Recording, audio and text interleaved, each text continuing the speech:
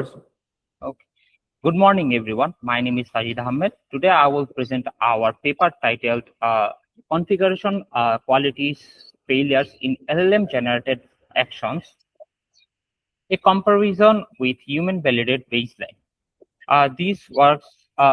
The work was done together with Samia, Rahman, Kazi, Tasnia, Farin, and Proma Chowdhury from East West University and University of Dhaka.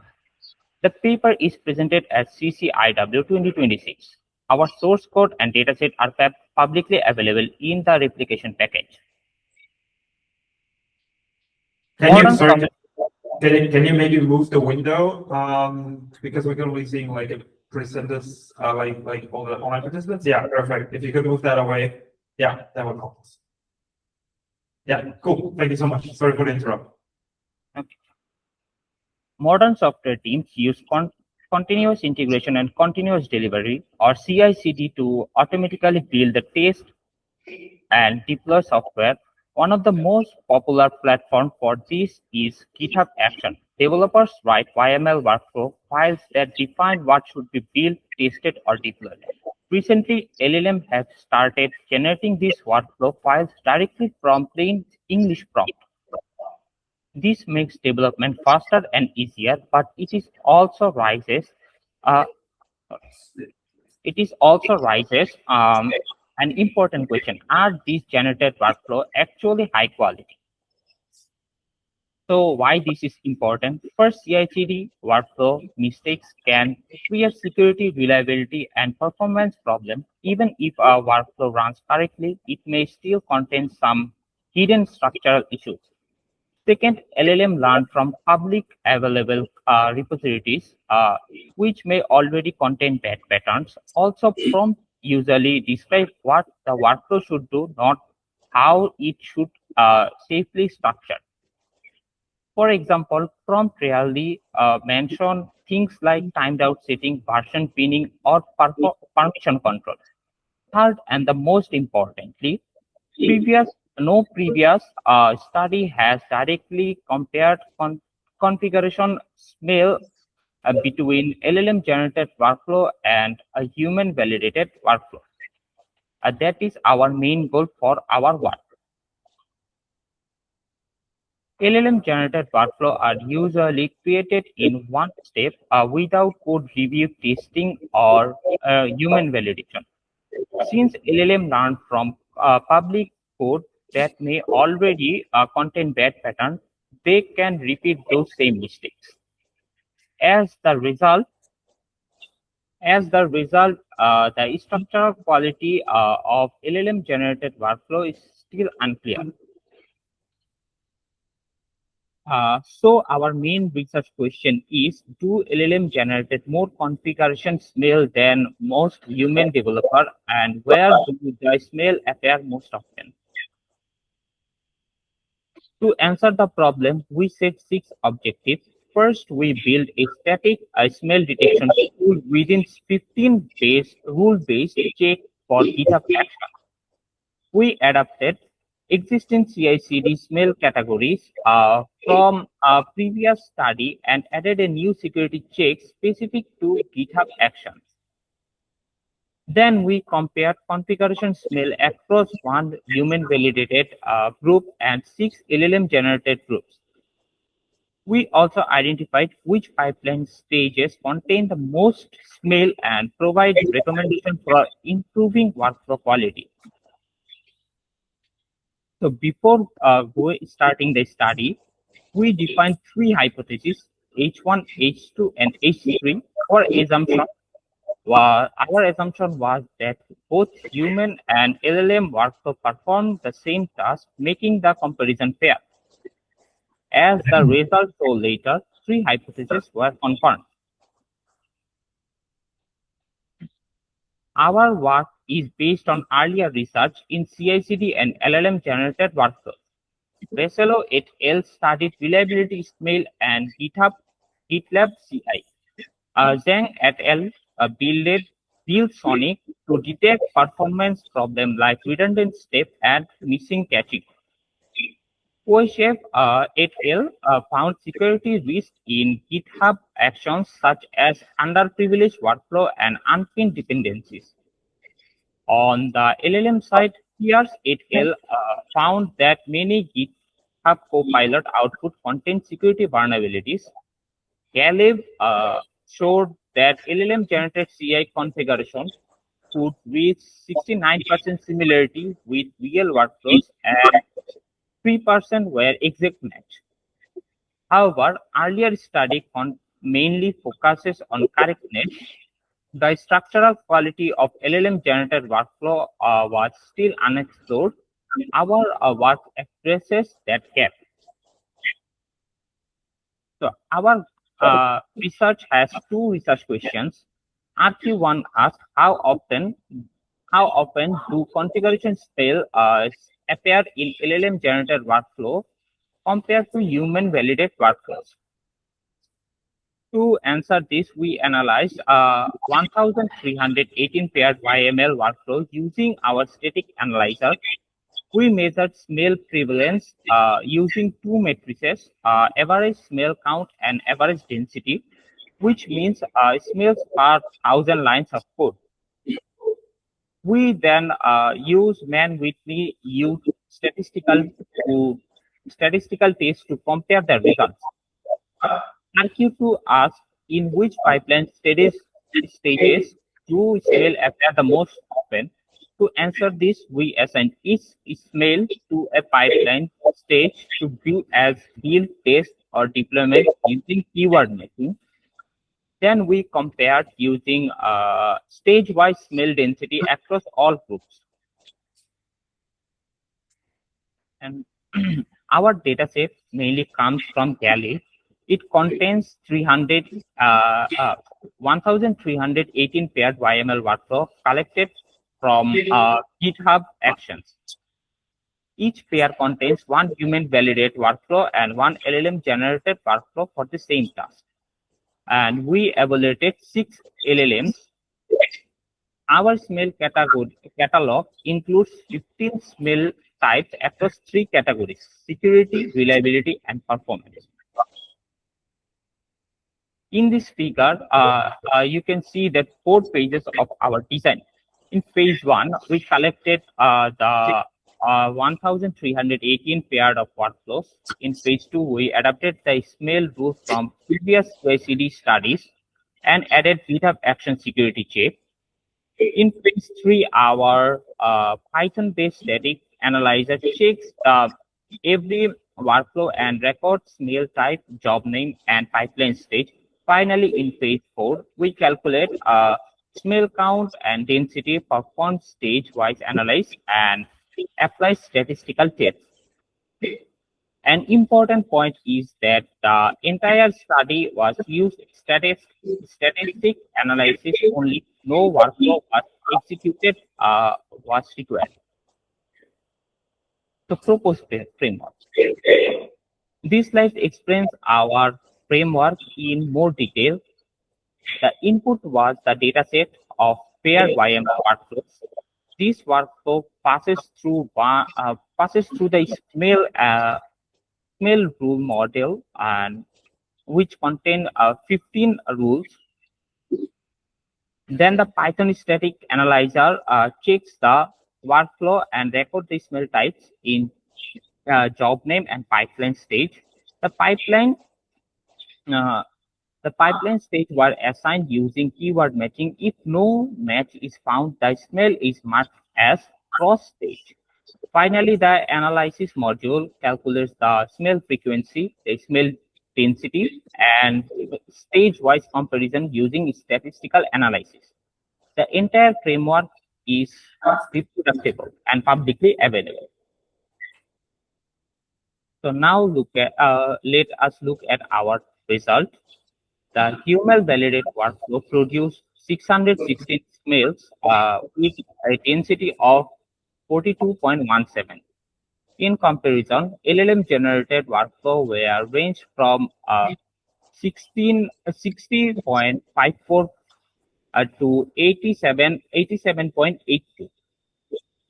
The overall LLM average was 75.74, which is about 1.8 times higher than the human baseline.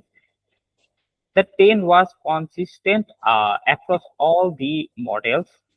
So you can see that 3 models were giving high smell density and 3 were giving the lower. All comparison were statistically significant with p less than 0.0001. This table shows the distribution of the different smell types. The most common smell in every work was missing timed out. This means many workflow did not define timeout settings. The biggest difference appeared in unpinned action. In the human baseline, it represents only 1.46% of smell, but in LLM-A 3.1, it increased to 12.4%. This is important because unpacking its third-party action can trigger supply chain security risk. We also found 3 smell types only in MLM, not in human baseline, which was insecure with text secret and redundant state. This positive result is that missing permission blocks they are often in LLM workflows, but missing in the human baseline. So why do LLM produce more configuration smell? We identified 3 main reasons. First, training data. LLM runs from public repositories that already contain patched features. Second, prompt limitation. Most prompt focuses on functionality, but not security, quality, or security practice. Third, verbosity bias. Some models generate longer workflow with more steps and jobs, increasing the chance of configuration smell. One encouraging finding that LLM often include definition declaration more frequently than human developers. To summarize our contribution, we developed a static static smell detector 15 check for GitHub actions. We compared 6 LLM using 1,380 pair workflows and found that LLM produce more configuration smell than human validated workflows. On average, LLM workflow had 1.8 times higher smell. We also identified several smell types that appeared only in LLM-generated workflows, including insecure script, plain text, and redundant. Finally, we found that the build stage was the most affected pipeline stage. Our key message is correct syntax does not guarantee good structural quality. LLM-generated CI/CD workflows should be checked using automated smell detection before deployment. There are several directions for our research work. One direction is prompt engineering, adding structural requirements directly into prompts such as timed out settings, version pinning, and permission consent. Another direction is fine-tuning LLM using high-quality and smell-free workflow datasets. We also plan to extend our detector into a linter and autofixer that can automatically detect and repair. Sorry. Finally, we want to frame what our real-world industry workflow and extend our smell category further. So that's all from me. Thank you.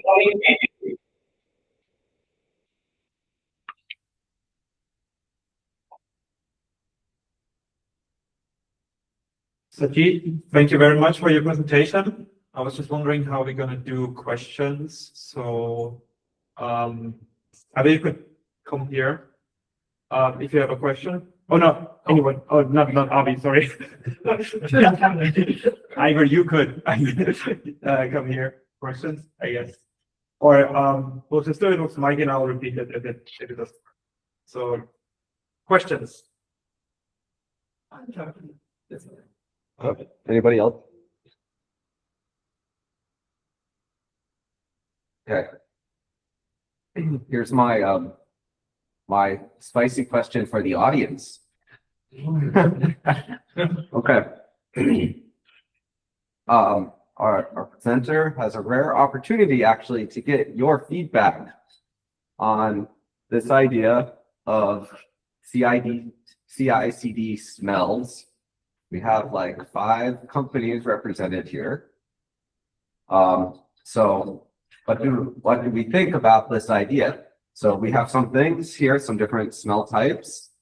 Are these problems for you? Would you like a tool like this for fixing these problems? Can you go back to that? To which slide? The one with the. Oh yeah, they're asking if you can go back to the slide with the smell types, please. This one? Yeah, that one looks good.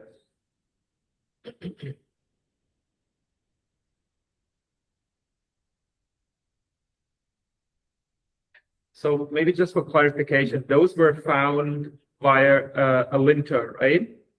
So they Yes. can be found automatically. Okay. Yes. Yeah.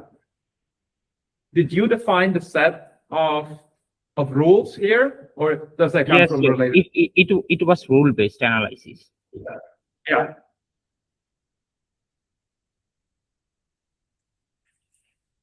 So I can say that for us. Okay.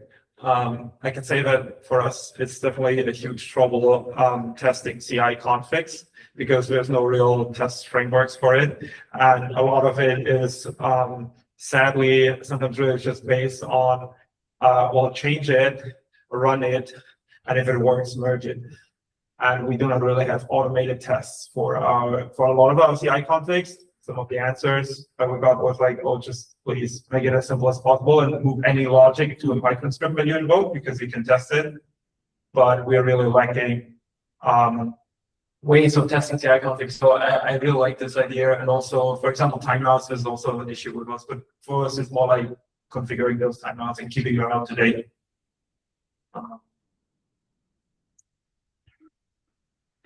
How about the other guys? Do you have something like this? Are you linting? Are you testing your CI configs? Yes, I didn't hear you. Oh, he was asking the audience if they were testing their CI configs or linting them in any way. Maybe you could put up a hand if you know if there's any automatic check. Nobody automatic check? Couple? There's some couples. They're pretty dumb. So Okay. and you see that like actually Pretty simple. So Okay. 2 hands were going up in the audience. What's that pretty simplistic stuff? we have great. I was thinking that this is probably a blind spot because so some of the issues that face configuration they only happen after like this thing runs in product. Okay, so I would say that this is probably blind spot because other than let us say particle and value, yeah, we wouldn't allow for that. But other than just very basic checks, there aren't that many, and then people would often just copy paste things, which I think is good, like, because great because LLM would do roughly the same, right? I think that what I'm actually so surprised that it's higher because I would expect that it would match human level performance, which is bad. Like the baseline for configuration would be bad. So creating tools that would first detect those smells and then suggest resolution, I think that this is pretty important. Like it would be valuable, right? Because some of those bad configs either translate to bad experience for developers or wasted resources.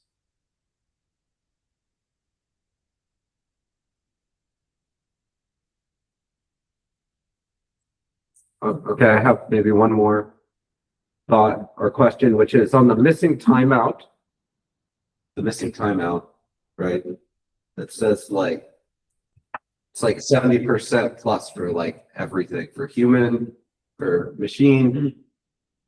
What do we think? Is this like, does this mean this is a good smell or a bad smell, or like it's maybe ambiguous? Or is this just very common?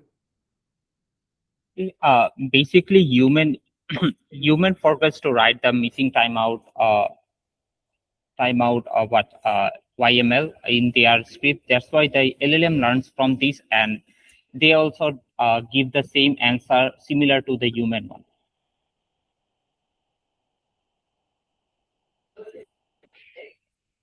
Okay.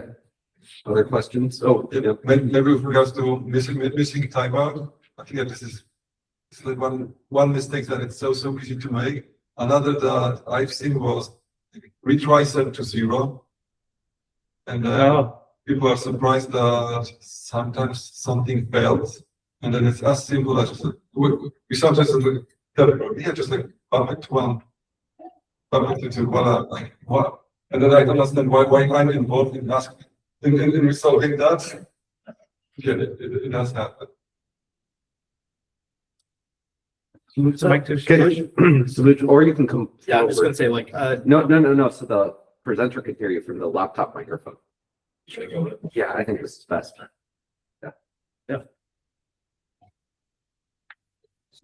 So yeah, I was just gonna say, it's interesting that you use an LLM to do this, but I maybe didn't fully understand the point of doing these using an LLM. You can have templates or some program that would enforce the rules, I guess. Yeah.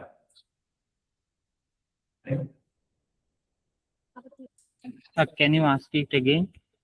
I think I think Sabush was maybe asking, well, like, why involve LLM in the CI configuration? You're testing here, right? How Yeah. often when the LLM writes CI configuration, it produces these smells, correct? So they learn from public code that already contains best practice, and the prompts ask only what to do, not how the structure is safely or not. LLM copy risk patterns from public repo, while human learn through the code review, and human tries to avoid them with their experience. I think he's testing how good is the LLM at writing the CI configuration. Yeah. It's not for checking if it's accurate. Right. That was being done by the rule system. Yeah.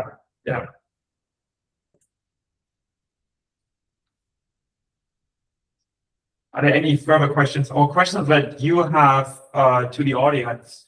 Sajid, do you want to give any questions to our industry experts? No, I don't have any. All right, thank you very much. Thank you so much.